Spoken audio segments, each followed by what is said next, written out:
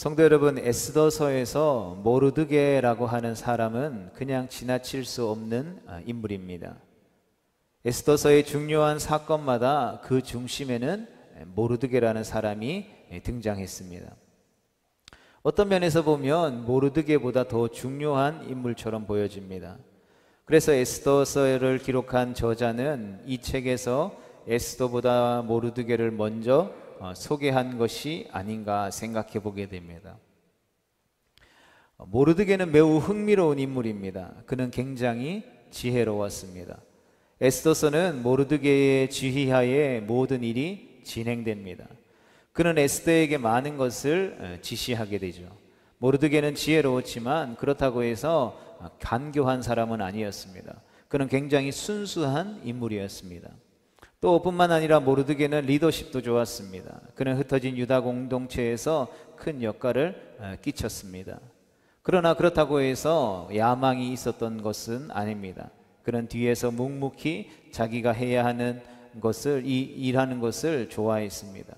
그래서 모든 사건의 전면에 나서기보다는, 자기의 존재를 드러내기보다는 늘 에스더 뒤에서 자신을 희생하며 에스더들을 도왔던 것이죠. 이런 모르드게로 인해서 에스더서 이야기에는 어두운 전조가 보이기도 하고 승리의 반전이 일어나기도 합니다. 에스더가 왕후가 된 후 모르드게는 어디에 있었을까요?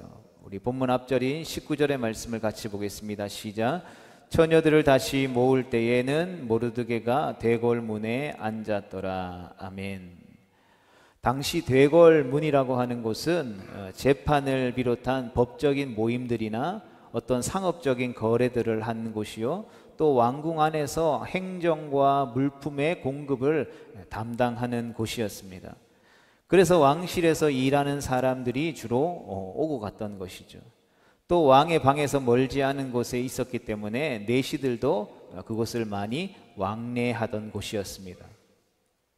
모르드게가 대궐문에 앉았다라는 말은 왕실의 행정 업무를 맡았다라는 말입니다.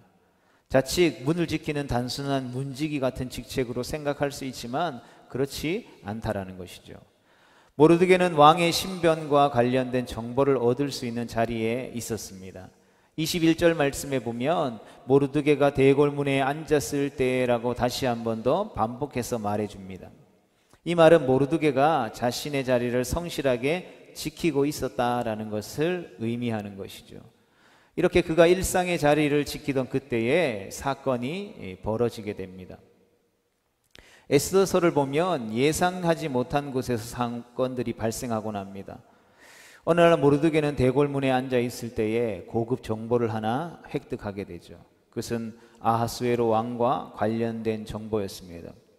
대궐문을 지키던 왕의 내시 빅단과 데레스 두 사람이 원한을 품고 이 아하수에로 왕을 암살하려는 음모를 꾸민다라는 사실들을 알게 된 것이죠.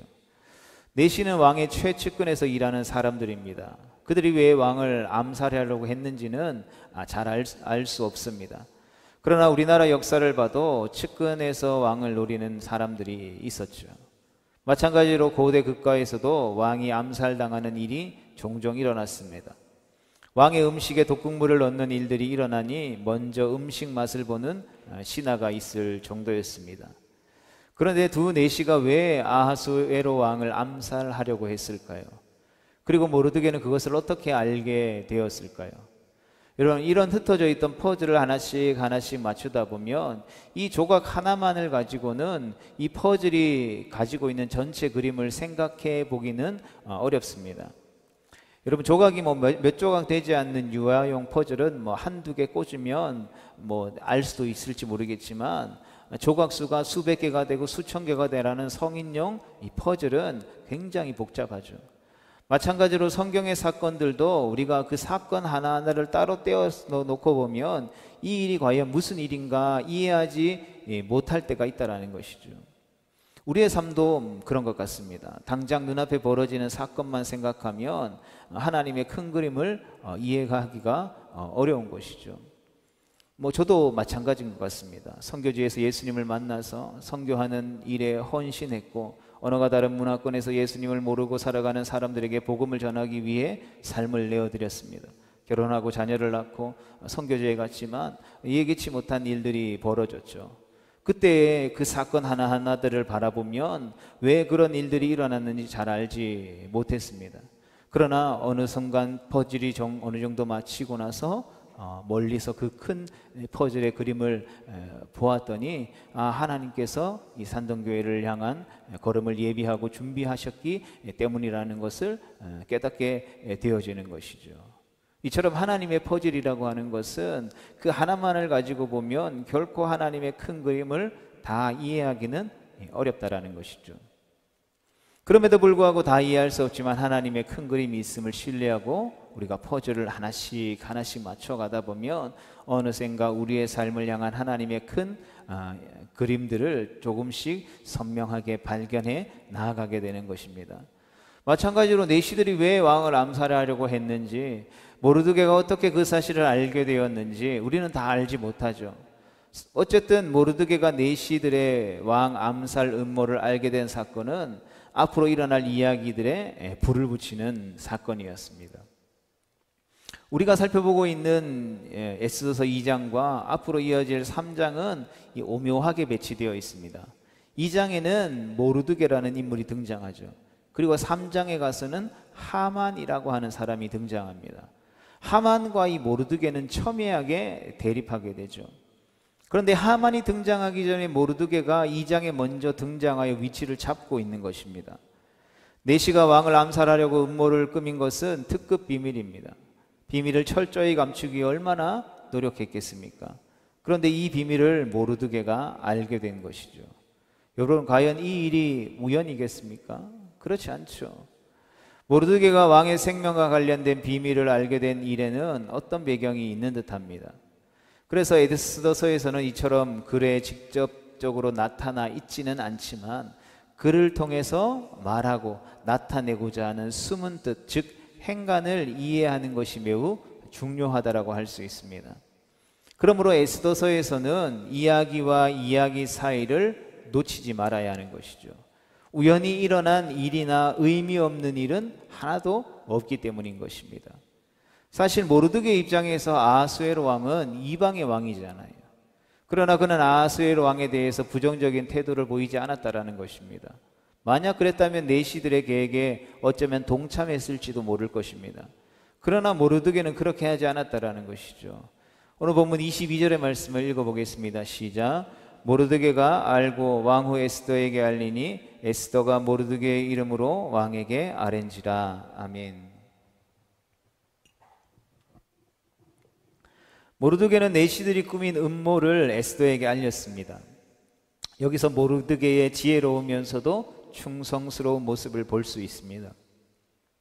여러분, 일반적으로 생각하면 모르드게가 이런 놀라운 정보를 얻게 되었을 때에 가장 누구에게 먼저 알리겠습니까? 바로 자신의 직속 상관에게 가장 먼저 알려야 했습니다. 그런데 그는 그렇게 하지 않았다라는 것이죠. 이것은 놀라운 일입니다. 여러분, 모르드게가 내시들의 음모를 알았다고 해도 에스더가 왕궁에 없었다라고 한다면 이 정황이 왕에게 전달되지 않았을지도 모를 일이기 때문인 것이죠. 오히려 중간에 이 일이 꼬여서 또 그 음모를 계획하고 있는 사람들의 귀에 들어가서 모르드게가 위험에 오히려 처했을지도 모르는 일인 것이죠. 주변 사람들의 모함이 있었을 수도 있을 것입니다. 내시들의 음모는 거짓이 되고 모르드게가 무고로 처벌을 받을지도 모르는 것이죠. 그러나 다행히도 그런 일은 일어나지 않게 됩니다. 에스더는 내시들의 음모를 모르드게 이름으로 아하수에로 왕에게 보고했습니다. 그리고 이 일을 통해서 모르드게는 물론이거니와 에스더도 아하수에로 왕에게 신뢰를 얻게 되죠. 두 사람은 왕에게 눈도장을 쾅 하고 찍은 것입니다. 에스더와 모르드게의 공조가 빛을 발한 것이죠. 모르드게의 위치에서 왕과 연결되는 것은 결코 쉬운 일이 아니기 때문인 것입니다.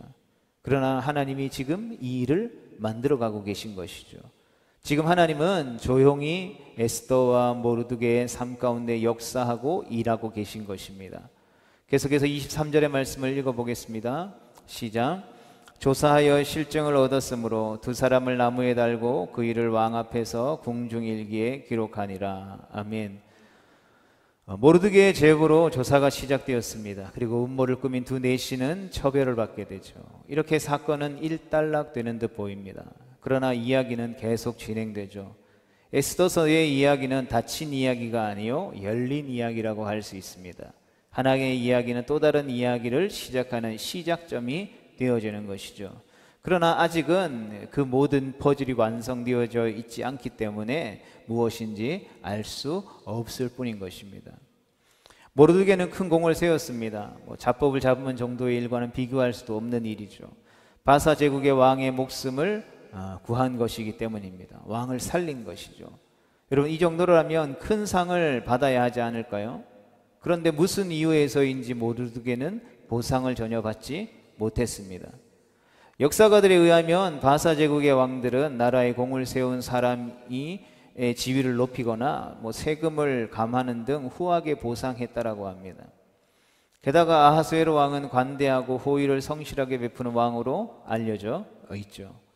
그런데 모르드게는 왕의 생명을 구했음에도 불구하고 전혀 보상을 받지 못하게 됩니다. 아하수에로 왕이 몰랐기 때문에 그랬을까요? 그렇지 않죠.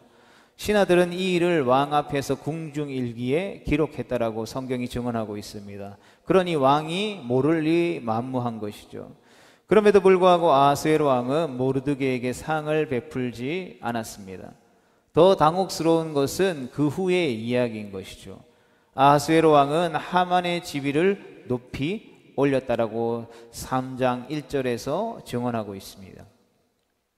여러분, 불공평해 보이지 않습니까? 보상을 받아야 될 사람은 그대로 두고 뚜렷한 공적이 보이지 않는 사람은 높이 들려 올려진 것입니다. 하만과 모르드게는 강력한 대립관계였습니다. 그런데 미묘한 일이 벌어지면서 둘 사이의 긴장감이 고조되게 되죠. 왜 모르드게는 자신의 공적을 인정받지 못했을까요? 책임자가 실수한 것일까요? 우리는 이것이 앞으로 일어날 일과 무관하지 않음을 짐작할 수 있습니다. 그리고 여기서 우리는 다시 한 번 더 조용히 일하시는 하나님을 발견할 수 있는 것이죠. 그래서 이 에스더의 말씀은 그냥 훅 하고 지나갈 말씀이 아니라 우리가 깊이 묵상해 볼 필요가 있는 말씀인 것이죠. 그런데 모르드게의 공헌이 묻힌 것처럼 우리의 인생에도 비슷한 일들이 생긴다는 것입니다. 내가 좋은 일, 착한 일, 선한 일을 했지만 때로는 그에 합당한 보상을 받지 못할 때가 있는 것이죠. 그러면 우리의 마음이 어떻습니까? 섭섭한 마음이 들죠. 내가 좋은 일을 했는데 왜 나에게 보상이 주어지지 않을까? 특별한 보상을 기대한 것도 아닌데도 인정을 받지 못하면 섭섭한 것이 우리 인생의 일반적인 마음이라는 것이죠. 그리고 교회 안에 신앙생활을 하다 보면 이런 일을 자주 겪게 됩니다. 사람들은 하나님을 위해서, 교회를 위해 헌신하죠. 그런데 또 불평합니다. 문제는 헌신하는 사람들, 하나님을 섬긴다라고 하는 사람들이 불평도 한다라는 것입니다. 기분이 좋으면 헌신했다가 기분이 나쁘면 불평합니다. 사람이 모이는 곳에는 항상 이런 문제가 있습니다. 인간이 얼마나 연약한가를 우리는 이를 통해 알 수 있는 것이죠. 그래서 우리는 은밀하게 섬기는 훈련을 해야 할 필요가 있습니다. 그런데 이 은밀하게 섬기는 일이라고 하는 것은 신앙이, 영성이 뒷받침되어야 하는 것입니다. 여러분, 영성이 뒷받침되어야만 사람들이 주변에서 알아주지 않아도 보상이 없어도 묵묵히 자신의 자리를 지킬 수 있는 것이죠. 여러분, 모르드게는 자신의 공적을 기억해달라고 호소하거나 상을 내려달라고 몸부림치지 않았습니다. 그리고 에스더서 6장 말씀에 가서 보면 모르드게가 이처럼 자신의 공적을 드러내지 않는 것이 매우 지혜로운 행동이었음을 우리는 발견하게 되는 것이죠. 사실 아하수에로 왕이 모르드게의 공적을 잊은 것은 우연히 일어난 일이 아닙니다. 바로 하나님이 잊게 하신 것이라는 것이죠. 시간이 지나 아하수에로 왕은 자신이 잊고 있었던 모르드게의 공적을 궁중일기를 통해서 다시금 이야기해 주게 됩니다. 우리 인생도 마찬가지인 것 같습니다. 우리는 하나님을 섬기는 공적에 대해서 이 땅에서 기록하는 것이 아니라 바로 하늘에 기록해야만 하는 것입니다. 그리고 그 기록되어진 것을 사람들이 보는 것이 아니라 하나님이 보시게 해야 한다는 것이죠. 여러분, 사람은 때로는 잊어버림으로 말미암아 우리를 실망케 하지만 하나님은 결코 잊으시는 분이 아니시기 때문인 것이죠. 여러분, 이것이 중요한 것입니다. 하나님은 모든 것을 기억하시는 분이십니다. 그리고 이것을 우리는 믿어야 하는 것이죠. 요즘 블랙박스나 CCTV가 있죠. 교회도 이제 교회 입구나 주차장이나 이렇게 CCTV가 있습니다. 그 속에는 많은 정보들이 들어있죠. 사고가 나거나 어떤 문제에 대해서 또 왜 그런 일이 발생했는지를 볼 때에는 이 블랙박스나 CCTV를 보면 매우 유익합니다. 하물며 우리의 마음의 중심까지도 감찰하시는 하나님은 어떻겠습니까? 하나님의 블랙박스에는 우리가 알고 행한 것, 모르고 행한 것, 수고하고 땀 흘렸으나 사람들에게 알려지지 않은 것, 보상을 기대하지 않고 순수한 마음으로 하나님을 섬긴 것 등과 같은 모든 것들이 들어있는 것입니다. 그리고 하나님은 이 블랙박스를 열 때가 있다는 것이죠. 하나님은 수고한 것에 대해서 결코 눈 감으시는 분이 아니신 것입니다. 성경은 하나님에 대해서 뿌린 만큼 거둬들이게 하시는 분이다라고 말씀합니다. 또 나아가 30배, 60배, 100배 놀라운 결실들을 맺게 하시는 분이시다라고 말씀하는 것이죠. 수고했다면, 착한 일을 행했다면, 선한 일을 행했다면 낙심하지 말아야 할 이유가 바로 거기에 있다라고 우리에게 분명히 말씀하고 계십니다. 그리고 하나님은 선한 수고에 반드시 다양한 방식으로 보상하십니다. 내가 행하고 잊은 것까지도 하나님은 다 기억하여 보상하시는 분이신 것이죠. 그러하기에 성도 여러분, 우리는 때때로 잊혀졌다고 섭섭해하지 말아야 하는 것입니다. 보상받지 못했다라고 섭섭해하지 말아야 하는 것입니다. 사람들이 알아주지 않는다라고 해도 속상해하지 말아야 하는 것입니다.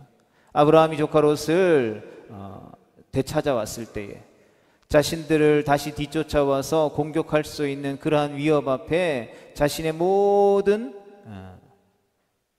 전리품들을 나누어 주고 두려움과 공허함으로 잠자리에 들 때에 하나님은 아브라함에게 찾아오셔서 너는 두려워하지 말고 놀라지도 말라.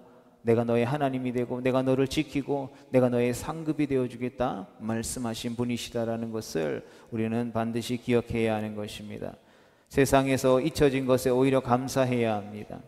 하나님이 기억하시기 때문인 것입니다. 그로 인해 장차 놀라운 보상이 주어질 것이기 때문인 것입니다.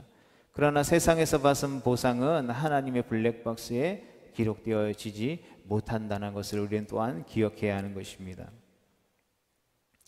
성도 여러분, 모르드게는 자신의 자리에서 충성스럽게 일하다가 내시들의 음모를 들었습니다. 이것은 매우 중요합니다. 모르드게는 자신이 있어야 할 자리에서 마땅히 해야 했을 일들을 했을 뿐인 것이죠. 그런데 하나님은 그의 작은 행동을 사용해 일하셨다라는 것입니다. 그리고 하나님의 때에 모르드게의 공적을 사용하셨습니다. 하나님이 사용하시는 것은 우리의 거창한 무엇인가가 아니라는 것을 우리는 기억해야 합니다. 모르드게의 사건과 같은 일상의 작은 일들을 통해서 하나님의 구원의 큰 계획과 큰 일들을 행하신다라는 것이죠.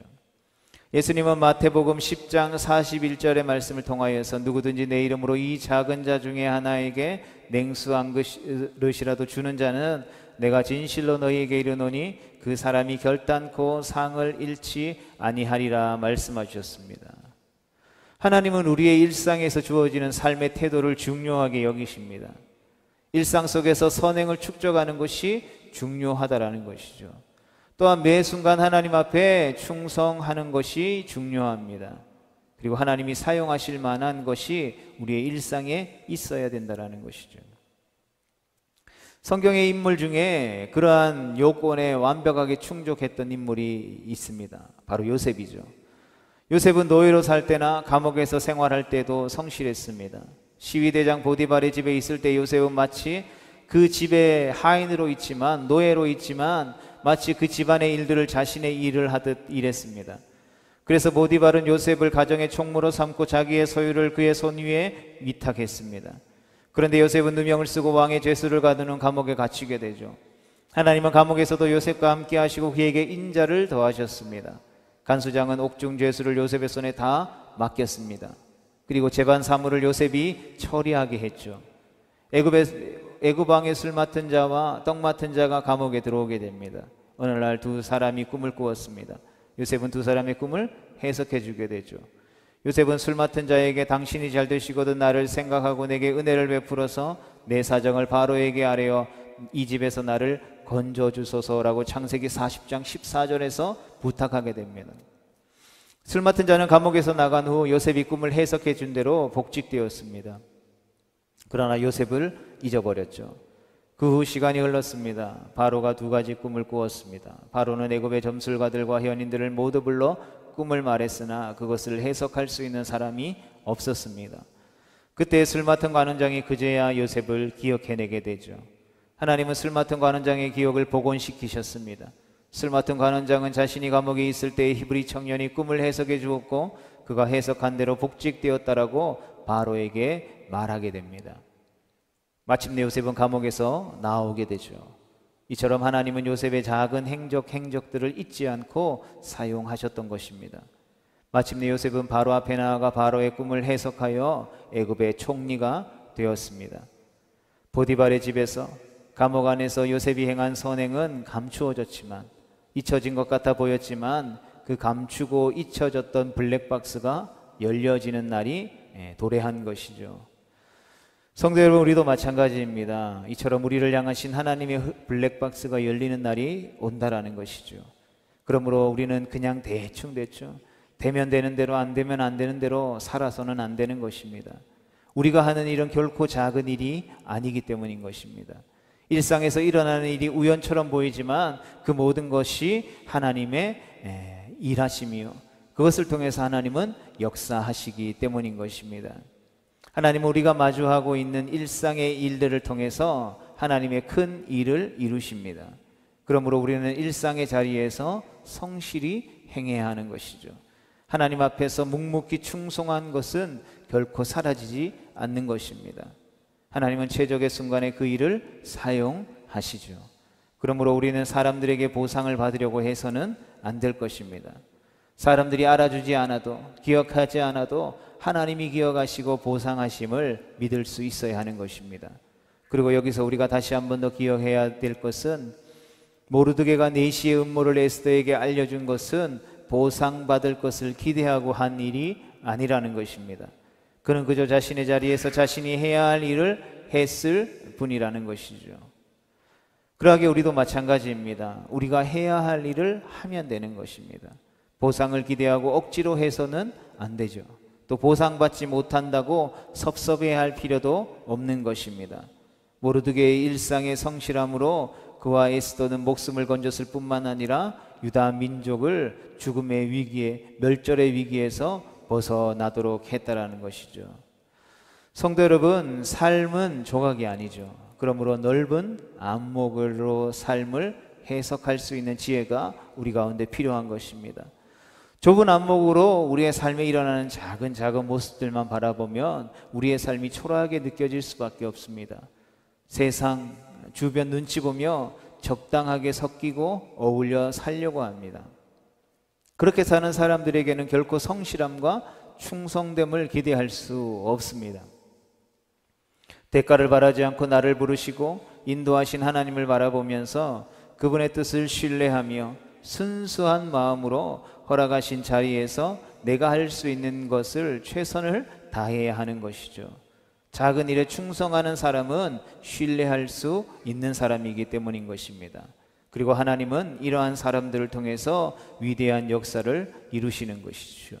세상 사람들이 다 미친 사람 취급해도 하나님의 명령에 의지하여서 방주를 예비했던 노아가 그랬고, 앞에서 살펴봤던 요셉이 그랬고, 아무도 보지 않는 그 곳 가운데에서 양들을 돌보며 하나님을 찬양하고 예비했던 다윗이 그랬고, 오늘 본문에 등장하는 모르드게와 에스더가 그러했다라는 것이죠.